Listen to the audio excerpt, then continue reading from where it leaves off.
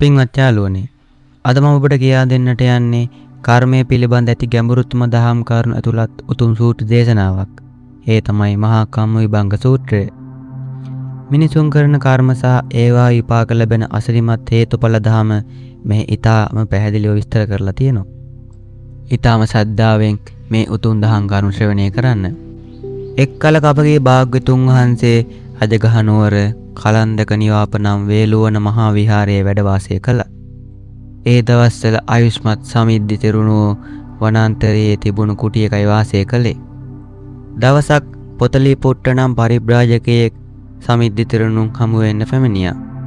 ඔහු උන්වහන්සේ සමග සුහදව කතා බස් කරලා එකත් පසක වාඩි වෙලා මෙන්න මෙහෙම දෙයක් කිව්වා.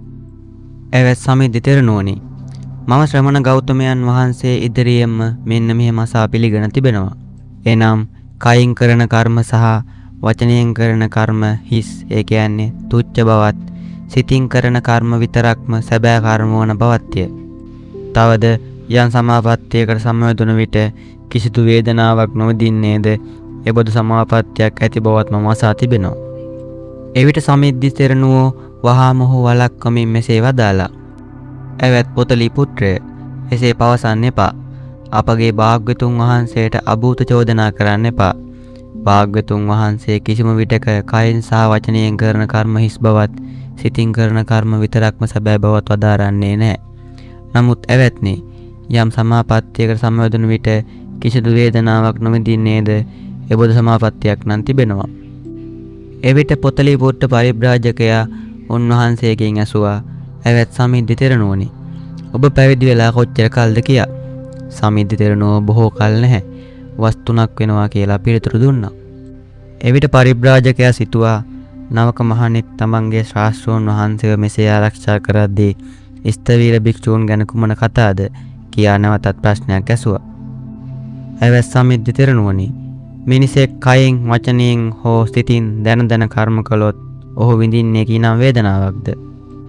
සමිද්දි තෙරණුවෝ ඒකට සරල පිළිතුරක් දෙමින් වදාලා, "එවැත්නි, දැන කර්ම කොට ඔහු විඳින්නේ දුක් වේදනාවන්මයි" කියා.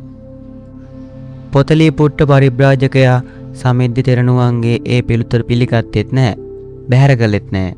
ඔහු නිශ්ශබ්දව ආසනයෙන් නැගිට එතනින් නික්ම ගියා.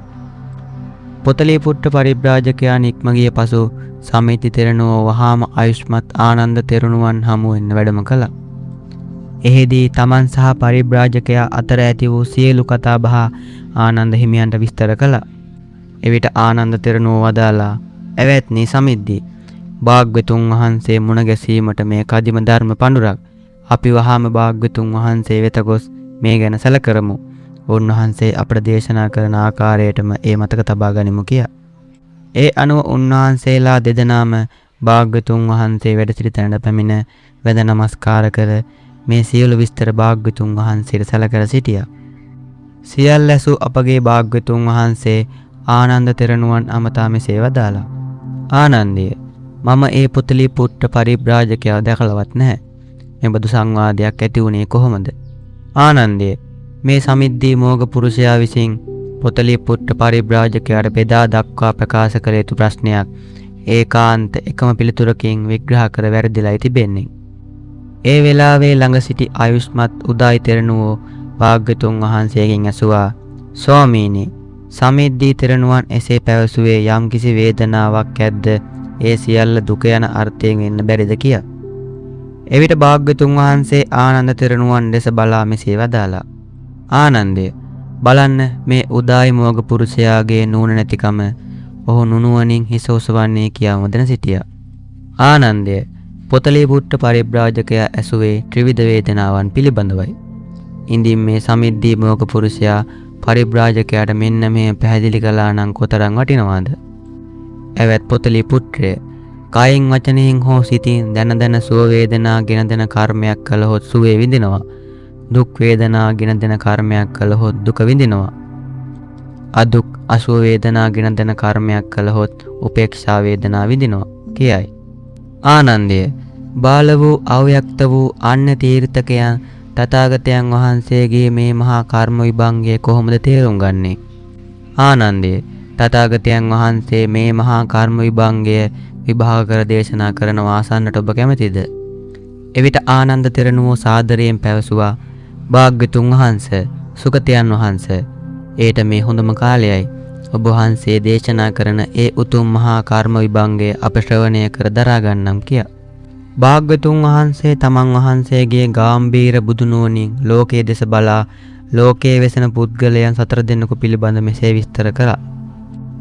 මෙලොව ජීවත් වෙද්දී ප්‍රාණඝාත කරන, සොරකම් කරන, කාමෙහි වර්ධවා හැසිරෙන, බොරු කියන, කේලාම් කියන, පරුෂ වචන කියන, හිස් වචන කියන, දැඩි ලෝභකම් ඇති, ක්‍රෝධසිතක් ඇති, මිත්‍යා දෘෂ්ටික මිනිසෙක් ඔහු ශරීරයේ බිඳී මරණින් පසු දුගති සංඛ්‍යාත නිරයට වැටෙනවා. මෙලොව ජීවත් වෙද්දී ප්‍රාණඝාත කරන, සොරකම් කරන, ඉහත කී සියලු පාප කර්ම සහ මිත්‍යා දෘෂ්ටි ඇති මිනිසෙක්. නමුත් ඔහු මරණින් මතු සුගති සංඛ්‍යාත ස්වර්ග ලෝකයට පැමිණෙනවා. මෙලොව ජීවත් වෙද්දී ප්‍රාණඝාතයෙන්, සොරකමෙන්, කාම මිත්‍යාචාරයෙන්, බොරුවෙන්, කේලමෙන්, පරුෂ වචනයෙන්, හිස් වචනයෙන් වැළකුණු, අනුන්ගේ දෙයට ලෝභ නොකරන, මෛත්‍රී සිතක් ඇති සාම්‍යක් දෘෂ්ටික මිනිසෙක්. ඔහු මරණින් මතු සුගති සංඛ්‍යාත ස්වර්ග ලෝකයට පැමිණෙනවා. මෙලොව ජීවත් වෙද්දී ප්‍රාණඝාතයෙන් වැළකුණු සහ ඉහත කී සියලු සුචරිත ධර්ම සහ සාම්‍යක් දෘෂ්ටි ඇති මිනිසෙක්. නමුත් ඔහු මරණින් මතු දුගති සංඛ්‍යාත නිරයට පැමිණෙනවා. භාග්‍යතුන් වහන්සේ පැහැදිලි කළා, ඇතැම් මහණ බමුණන් දැඩි වීරිය වඩා සිත සමාහිත කරගෙන දිවසින් ලෝකයේ දෙස බලන බව. ඔවුන් ඉහත කී පුද්ගලයන් 4 දෙනා දෙස බලා වැරදි නිගමනවලට බසින ආකාරය තථාගතයන් වහන්සේ මෙසේ විස්තර කළා. දිවසින් බලන කෙනෙක් දකිනවා මෙලොව පව කළ මිනිසෙක් මරණින් මතු නිරයට ගොස් සිටිනවා. ඔහු නිගමනය කරනවා, බවත්නි, පව් තියෙනවා, දුෂ්චරිතයේ විපාක තියෙනවා. පව් කරන හැමෝම මරණින් මතු නිරයටමයි යන්නේ. මේක විතරයි සත්‍ය. අනෙක් හැම මතයක්ම හිස් කියා තමන් දුටු දේ දැඩිව ග්‍රහණය කරගන්නවා.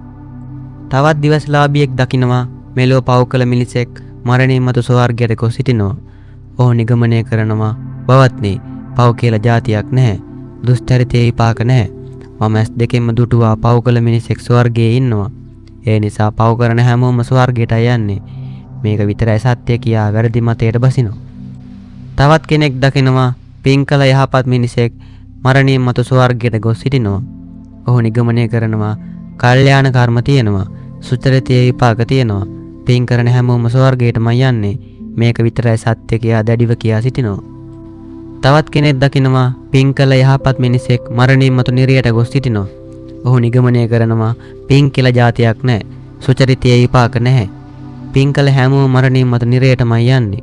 මේක විතරයි සත්‍ය. අනෙක් මත හිස් කියා පවසනවා. භාග්‍යතුන් වහන්සේ ආනන්ද තෙරණුවන් අමතා මෙසේ වදාලා, ආනන්දය, ඔය මහාන බමුණන් තමන් දිවසින් දුටු දේ සත්‍යයක් ලෙස ප්‍රකාශ කිරීමම අනුමත කරනවා. එනම් පව් කළ කෙනෙක් නිරයට හෝ ස්වර්ගයට යාමත්, පින් කළ කෙනෙක් ස්වර්ගයට හෝ නිරයට යාමත් ඔවුන් ඇසින් දුටු නිසා ඒ සත්‍යයක්. නමුත් පව් කළ හැමෝම නිරයටමයි යන්නේ කියා හෝ පව් කළ හැමෝම ස්වර්ගයටමයි යන්නේ කියා හෝ පින් කළ හැමෝම ස්වර්ගයටමයි යන්නේ කියා හෝ පින් කළ හැමෝම නිරයටමයි යන්නේ කියා ඔවුන් පොදුවේ පනවන නියමයන් මම අනුමත කරන්නේ නැහැ. මේක විතරයි සත්‍ය. අනෙක හිස් කියා ඔවුන් ගන්නා දැඩි දෘෂ්ටීන් මම අනුමත කරන්නෙත් නැහැ. ඒ කවර හේන්දයත් ආනන්දය, තථාගතයන් වහන්සේගේ මහා කර්ම විභංග ඥානිය ඊට වඩා හාත්පසින් වෙනස් වන බැවිනි. ඉන්පසු භාග්‍යතුන් වහන්සේ කර්ම විපාක දීමේ සැබෑ හේතුඵල දහම් මෙසේ ලියා දැක්වුවා. පළවෙනි කෙනා තමයි පව් කොට නිරයට ගිය පුද්ගලයා. ඔහු මෙලොවදී පව් කළත් ඔහු නිරයට ගියේ ඒ කළ පව නිසා විතරක් නෙවෙයි. ඔහු විසින් ඒ භවයට පෙර අතීත භවයකදී කරන ලද මරණින් මතු දුක් විපාක දෙන බරපතල පාප කර්මයක් තිබෙන්නට ඇති. නැතහොත් ඔහු තමන්ගේ මරණාසන්න මොහොතේ, ඒ කියන්නේ චුතිසිත ළඟදී දැඩි මිත්‍යා දෘෂ්ටියක් සමාදන් වී සිත අපිරිසුදු කරගන්නට ඇති.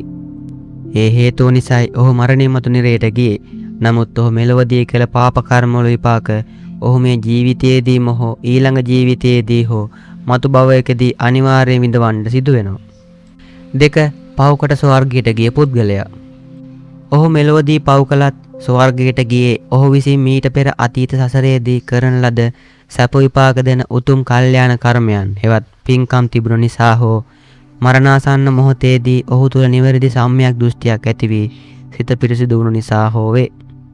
නමුත් ඔහු මෙලොවදී කළ පාප කර්ම වල විපාක නැති වී යන්නේ නැහැ.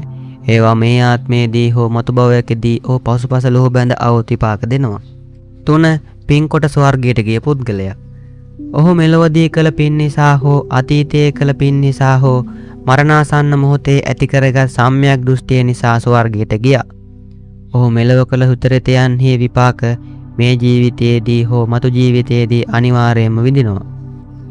4 වැන්නේවත් අවසානයේ පින් කොට නිරයට ගිය පුද්ගලයා.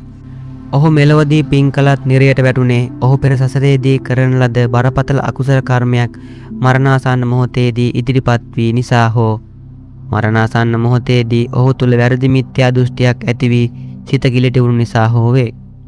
නමුත් ඔහු මෙලොවදී කළ උතුම් පින්කම් වල විපාක නැති වෙන්නේ නැහැ. ඒවා මේ ජීවිතයේදී හෝ මතු භවයකදී ඔහුට සැප විපාක පිණිස අනිවාර්යයෙන් ඉදිරිපත් වෙනවා.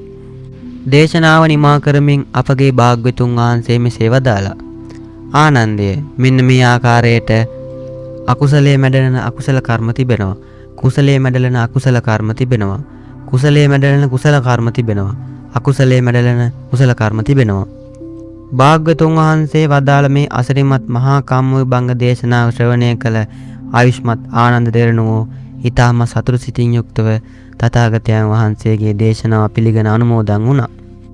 පින්වතුනි, කර්මය සහ කර්ම විපාක දීමේ න්‍යාය පිළිබඳ කිසිවෙකුටත් වටහා ගත නොහැකි ගැඹුරුම සත්‍ය බුදුනෝණිය ලිහා දැක්වූ මේ උතුම් දේශනාව ශ්‍රවණය කළ ඔබ සමට උතුම් වූ ධර්මාබෝධය පිණිස මේ හේතු වාසනා වේවා. ඔබ සමට තෙරුවන් සරණයි.